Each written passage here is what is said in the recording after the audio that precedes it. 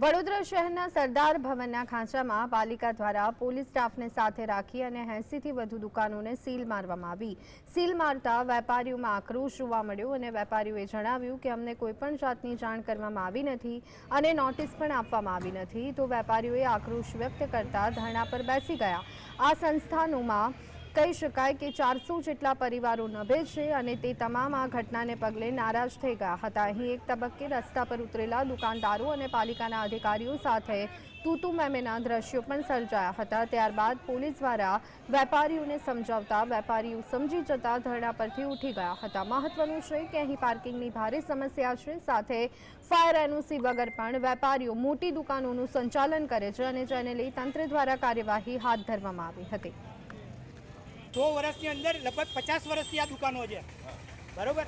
લોકો વેચીને જતા રહ્યા, દુકાનો બની। આ 10 વર્ષની અંદર જે દુકાનો બની એને કોર્પોરેશનની અંદર મેં નકશો મૂક્યો હશે પાસ કરવા માટે, એની એનઓસી એમને મળી ગઈ હશે। આ મકાન આ એપાર્ટમેન્ટ બન્યું છે, એની એનઓસી જોઈ લો કે એમાં પાર્કિંગ જગ્યા આપેલી છે। આ 10 વર્ષ પહેલાંની અંદર જેટલા બી મકાન બન્યા એમાં એ પાર્કિંગની કોઈ જગ્યાની પરમિશન આપી છે એ લોકોએ। પાર્કિંગના વિરોધમાં કોર્પોરેશન આવ્યું, દુકાનનું સીલ લગાડી અમે બધા બહાર આવી ગયા છીએ। પાર્કિંગ માટે અમને જગ્યાએ અમે પોતાના રીતે 1 મહિના પહેલાં બધું કમ્પ્લીટ કરી લીધું છે, તો પણ આજે આ પ્રોબ્લેમ થઈ છે।